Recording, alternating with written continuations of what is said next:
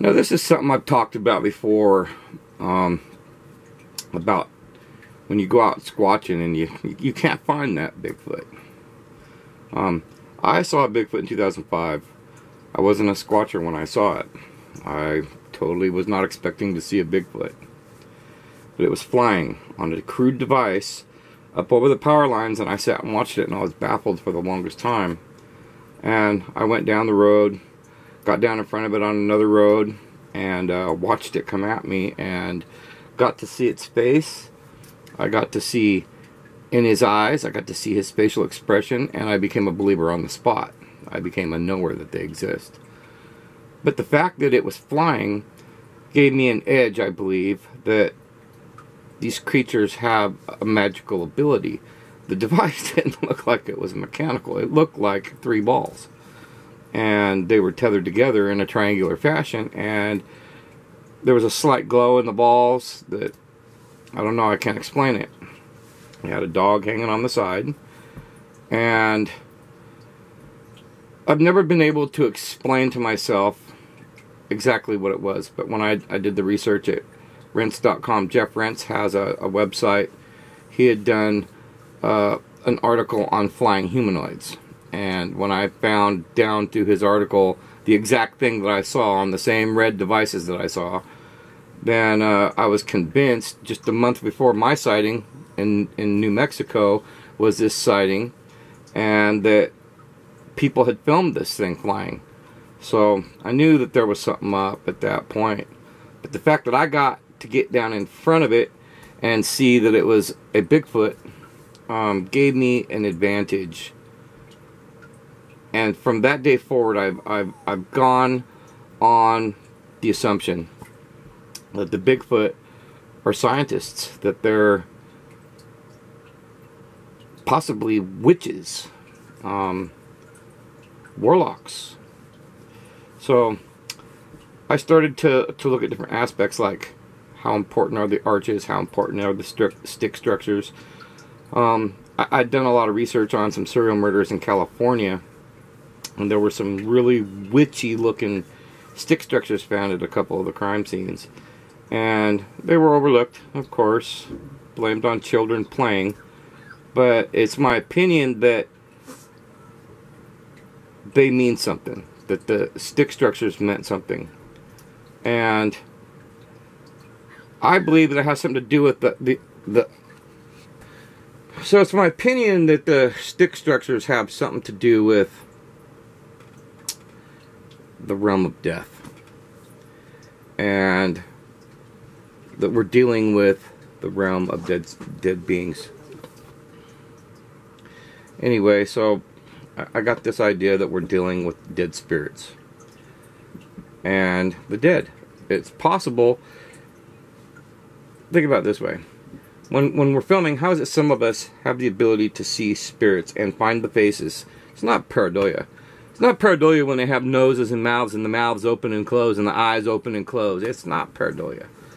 It is something to do with spirits. It has something to do with the energies of the trees, the energies of water.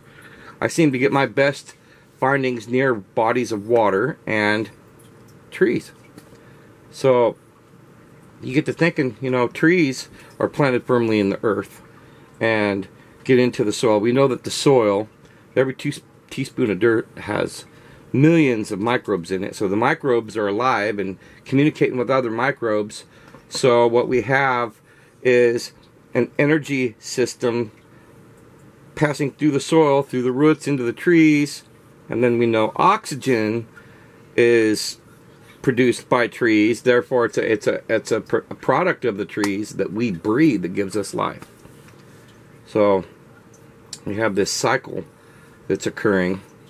Now, cameras come along, the advent of cameras, and they're able to stop frame time. And we're able to take a picture of something. We see with our eyes it's constantly moving, but with our camera we're able to click, click, click, frame by frame by frame, and analyze what we couldn't see with our eyes because it's constantly moving. So, one of my theories on this is that spirits are all around us at all times. The earth is full of dead people, and the spirits rise up through the energies in the trees, and other dimensions exist. And these dimensions could be heaven and hell. So we have the sky, and we have the earth. We have good-looking beings. We have evil-looking beings. We have angelic beings.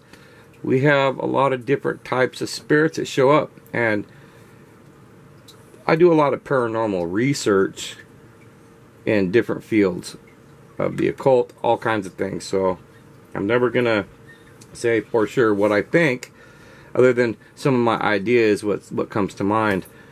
I was going back over this one clip I've got down by the creek, and I was by this arch where I'd seen the Bigfoot before, and I got to thinking about the energy of that arch, how it comes up out of the ground and it goes back down, it's re-rooted in the ground again over here. And that could be something that allows a connecting energy field. And so I was looking around, and I got some really good stuff I didn't see before. So I'm going to show that, and you guys tell me what you think. Paranoia, well, paranoia is perception. What 15 people could see, one person might not see it, and that person will cry paranoia because that person can't see it. It's not my fault you can't see what I can see. And you could say it's a phenomenon. The phenomenon is that the one person can't see it when 15 others can. So I think the paranoia excuse is a lame excuse. It's got to be the lamest excuse out there. The parallax one too is just as lame, because some people are chosen to be in a position where others aren't. So I know this takes away from some of the other Bigfooters, but they haven't found a Bigfoot, and they don't have one laying on a table dissecting it. So can there be other creatures in other dimensions and other realms? Well, if there's not, then there's no need to have religion and to be religious and to believe in God and to believe in an afterlife. Think about it. Alright, I'm at the area where this natural arch is, and I came down here and filmed from underneath this arch before, and I was looking right over there, and I got a squatch pointing his finger off the other way, and I don't see that squatch now, but he was pointing off over here to my left, and then I'd gone walking down the creek bed here a ways, and we're standing there. Then I smelled something stinky, and while I had my camera panning, something stinky.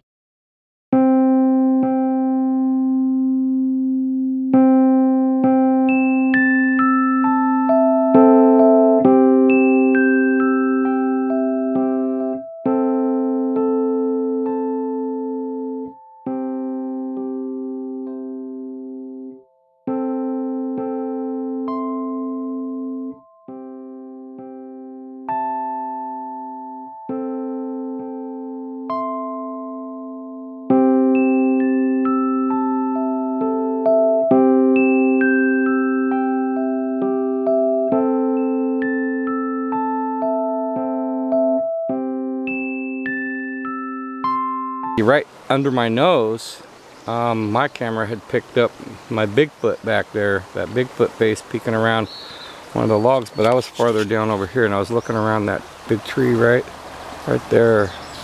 So we're gonna go over that way and see if we can see anything. Something just crashed through the trees back there. Did you hear that?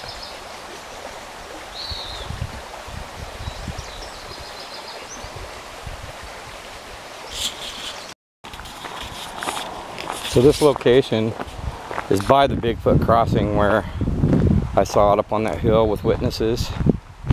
And there's a 70s recording of it bathing right here in the creek. And several other reportings of it out here. We've found prints out here 9 feet apart. I had Nick Shelley with me when I found those. We had those screams in 2006 and 2007 for 3 months. In 2006 and 2007, it was the later part of the fall. It would go across the top of the ridge and scream, and And they were some really weird screams. I've never heard nothing like it. Actually, I have. There's some Seattle screams that were caught. It's online somewhere. It sounded a lot like those.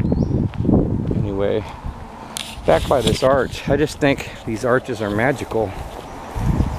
And this one doesn't touch the ground like the other one does.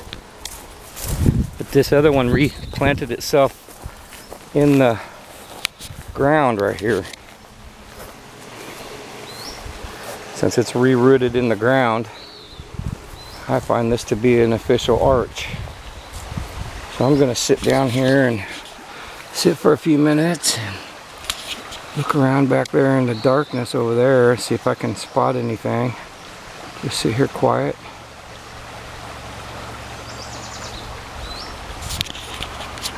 Looks like there might be something back in that hole back there.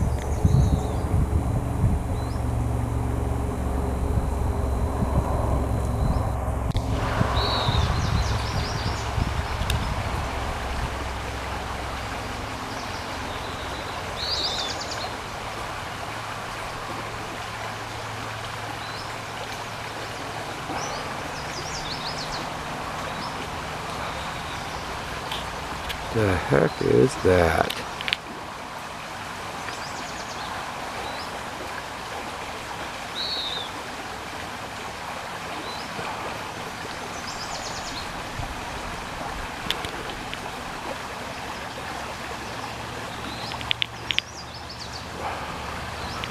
I really think they hang out back in this area. I think they come down here and bathe in the creek. And I really do believe that they like me and they like being on my footage.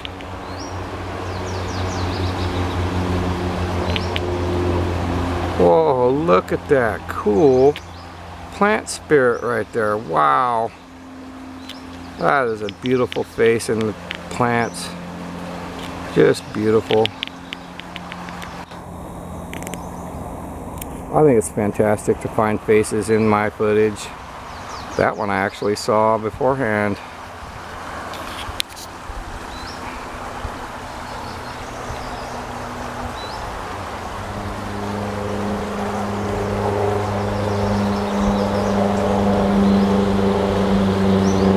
You never know when they're watching, they blend in so well to the trees and the foliage.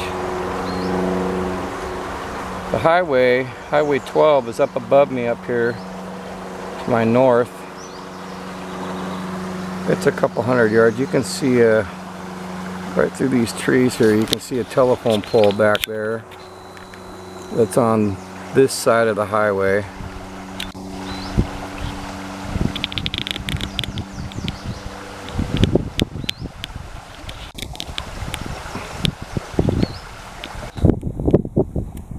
This creek is on an S-curve where I think they cross the creek. I think they come out of those wheat fields through the ravine and the wheat field up there. And it's not far from where we've got all of our, there's a lot of busted trees up this one ravine on a back road in Dixie. A lot of them look like they could be shelters. Anyway. Sitting here, I'm filming from underneath this arch. Just so you guys know that I'm just looking to see if by being under this arch that I can pick up anything special.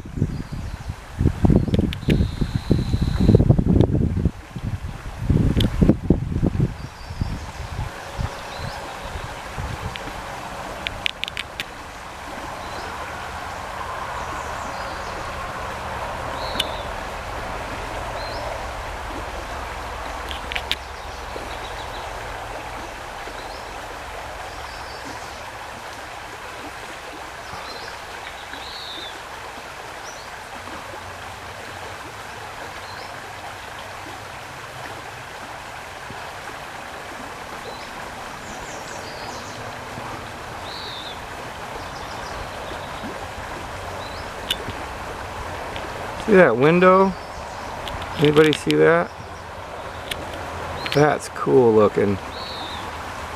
Maybe it's just leaves in front. That's probably what it is. Ooh, what's that back there? There's a lot of noise over there. Wouldn't be surprised I got them watching me right now. My eyes are so bad I can't see nothing on the screen. They can see me, but I can't see them. This camera's looking way farther away than I can see.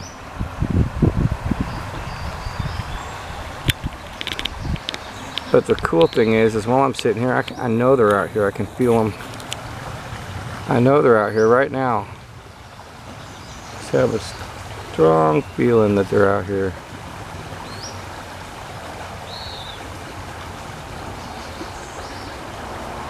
Especially back in this one spot over here. This whole area is covered and the creek goes down underneath there. It goes right down underneath this log and back around over there. And it's really covered good, so that's an excellent place for them to hide. I don't smell nothing.